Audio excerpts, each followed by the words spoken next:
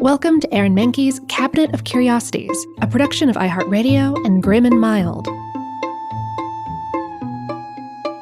Our world is full of the unexplainable. And if history is an open book, all of these amazing tales are right there on display, just waiting for us to explore. Welcome to the Cabinet of Curiosities.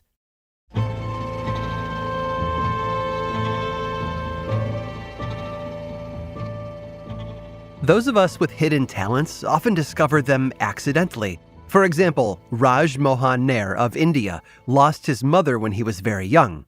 Not wanting to live without her, he grabbed hold of a high-tension wire attached to an electrical transformer, but he was not injured. The electricity that would have killed another human being simply passed through him without causing any harm. Since then, he's discovered his body is capable of handling multiple amps of electricity with only minor side effects. The average human can't even withstand a tenth of an amp without serious injury or death, which makes Nair something of a modern miracle, like a character out of a comic book who has developed a superpower. William McKenna's superpower, though, was not so much impressive as it was off-putting. McKenna was born around 1868 in Long Island, New York. His childhood is something of a mystery, but what we do know is that he got a job at Myers Glass Factory in Brooklyn when he was just 14. McKenna was on his lunch break one day when he noticed a strange but enjoyable new texture in his food. With every bite, he became more enamored with this flavor that had found its way into his meal. Back then, you see, there weren't as many safety precautions in factories as there are today, and so it wasn't uncommon for debris to find its way into a person's hair, skin, or even their food. As it turns out, what McKenna had been eating that day was glass. Glass dust, to be exact, and it kick-started a new passion in him. Pretty soon, he was chomping on glass any chance he could get, so much so that the factory owners started to notice that their inventory was disappearing. Which is why when they found McKenna chomping on one of their bottles, they knew they had found their thief. He was promptly fired and forced to find a new line of work. But McKenna realized something that day, that he had a unique talent for eating. He started working at a dime museum under the nickname the Human Ostrich due to his indestructible stomach. Although human goat might have been more appropriate because pretty soon, William began eating much more than just glass. To get the word out about his act, he showed up at the offices of a newspaper called the New York Graphic, boasting about his newfound skills. He even performed for them by eating carpet tacks, a couple of handfuls of paper, and a glass tumbler.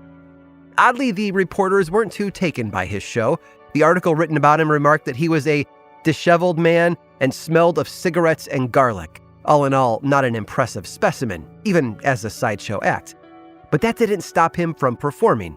He once said that he brought in $75 a week as the Human Ostrich, about $2,500 today. And despite his bizarre eating habits, McKenna also made sure to eat 3 large meals every day. He could not, of course, subsist only on glass and metal. All of this while maintaining a fairly normal frame, weighing in at 138 pounds and 5 feet 6 inches tall. Eventually, McKenna took his show on the road, eating random items for audiences in places like South Bend, Indiana. The papers there described him as being able to eat everything from a cambric needle to a 5-inch spike, a boilerplate, or a railway sandwich. And of course, glass. Large hunks of it, not crumbs or tiny slivers. He would crunch a whole glass cup or bottle, taking big bites in front of the audience. And to finish it all off, he would end by eating a live bullfrog. He wouldn't chew it though. He would swallow it whole and then let people touch his belly so they could feel it moving around inside. Sadly, William McKenna's death was as mysterious as his childhood. He fell out of the public eye by the early 1890s, and his fate remains unknown to this day. Although I'd like to think that he lived a long life and died of old age, not from swallowing needles and carpet tacks. Of course, I'm a glass half full kind of guy. The half that McKenna didn't eat, that is.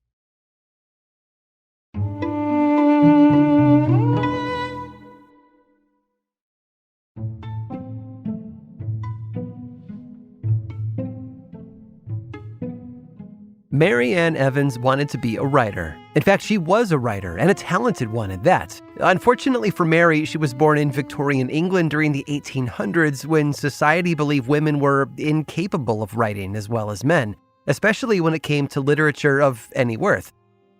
For a while, she worked at a far left-wing journal in London. The owner of the Westminster Review took the glory for being the editor, although it was Marianne who did much of the work behind the scenes. But she did enjoy some success at the journal. Reviewers and readers became fans of the articles that she wrote. But Marianne was determined to succeed, and she worked hard to hone her craft.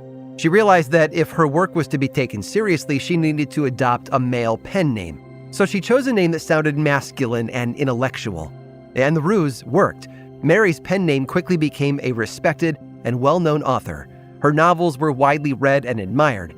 Under her pseudonym, Mary wrote stories that explored complex themes and characters, and she became a beloved figure in the literary world. She rarely talked about her personal life, so it's no surprise that only a select few friends and family knew the famous novelist was not only a woman, but Marianne. Not only did she write novels under her male pen name, but she also wrote essays, poems, and reviews. Critics and readers alike enjoyed her sharp wit and admired her ability to challenge conventional wisdom, making some of her essays controversial. Little did readers know that some of these controversies reflected the woman behind the name. Marianne was a feminist, and her novels often explored women's lives and the constraints that society placed on them. She believed that women should have the same opportunities as men, and she used her writing to advocate for women's rights.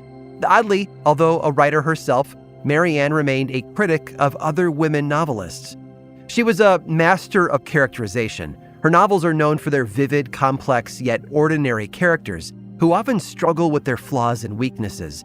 She was interested in exploring the complexities of human nature and the way that people interact with each other. Under her pen name, Marianne also translated several important works of philosophy and literature from German into English, including Spinoza's Ethics and Feuerbach's Essence of Christianity. While the pen name had fooled readers, one person saw past the ruse. Charles Dickens wrote to the famed author twice. In the first letter, he addressed the author's womanly touches. The second letter came after Marianne sent Charles Dickens a copy of one of her novels. He replied with a thank you and alluded that he had never seen any man present himself a woman so firmly in thought. In 1859, the brilliant success of the novel Adam Bede made the public more curious about the author, which even Queen Victoria raved about. People around Marianne began to suspect. Problems arose when someone else complained that he had not received money from the book. Marianne thought that it was funny, until people pitched in as a fundraiser. That's when she began to worry about those that the con artist was scamming. After an article ran stating that the famous author was a woman, Marianne's publisher told her that it was time to come clean. In 1859, she admitted that she and the renowned author were the same. Instead of a fallout, fans and readers accepted the news, and instead of referring to her by her real name, the public continued to use the pen name. In 1860, Marianne Evans released her next novel as the celebrated author, George Eliot. The fact that the novel's fans had come to love had been written by a woman never cut into her profits or her popularity. I guess you could say that the pen name is indeed mightier than the sword.